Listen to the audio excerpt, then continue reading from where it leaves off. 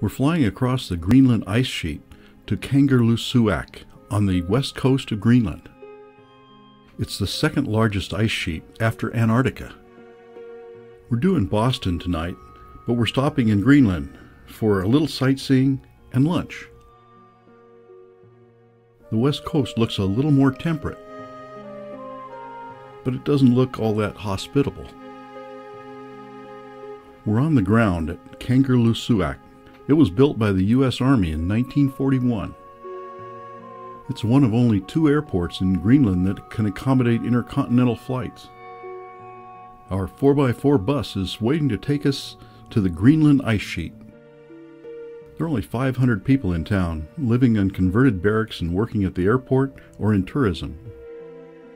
We follow the Kangerlussuaq, a river flowing out of the Russell Glacier.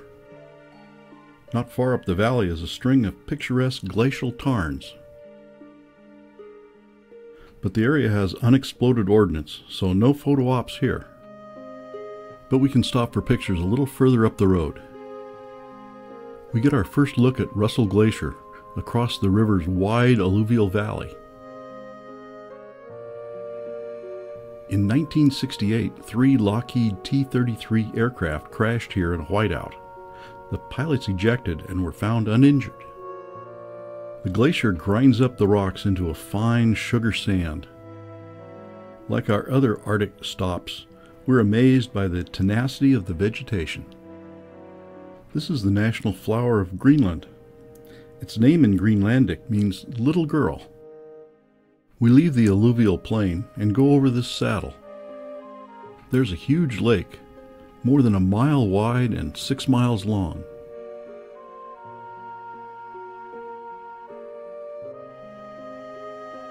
It's at the terminus of the Russell Glacier. And there are more flowers, taking advantage of the short summer. The Russell Glacier is an outlet glacier of the Greenland ice sheet. All the sand carried in the glacier makes parts of it look gray. The sand and gravel is deposited into terminal moraines and the water becomes a river.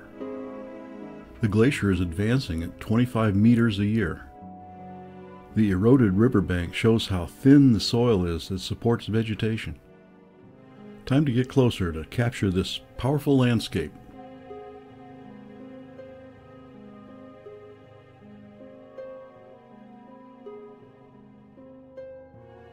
And more flowers. And to our surprise, a songbird. Probably foraging on seed pods like these.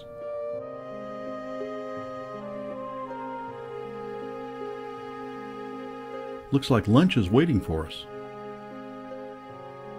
It's muskox steaks and reindeer sausage. Very tasty.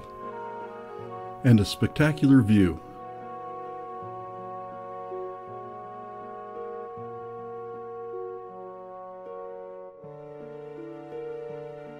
Our hostess, in her finest national dress, checks to make sure that we're enjoying the lunch and Greenland. Time to find a few more flowers.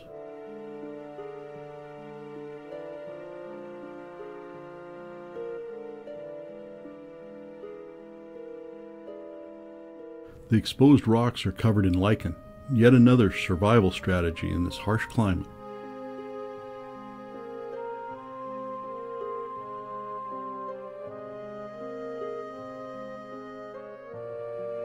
We say goodbye to the bunting,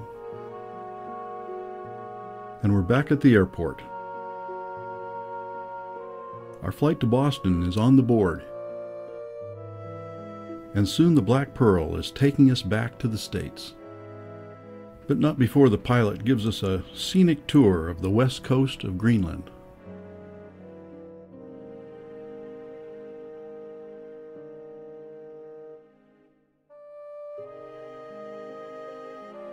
Tonight we'll be having dinner in Boston and then flying to Seattle in the morning to complete our circumnavigation of the Earth.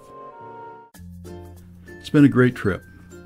We've seen the temples of Kyoto, the wonders of Mongolia, been surprised by Siberia, seen the Bolshoi Ballet, and polar bears, and whales, puffins, geysers, and waterfalls.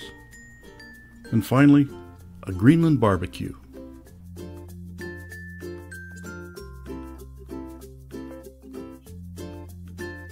A very special thanks to the TCS staff for keeping us entertained, safe, and healthy. And thanks too to our fellow travelers for being good company.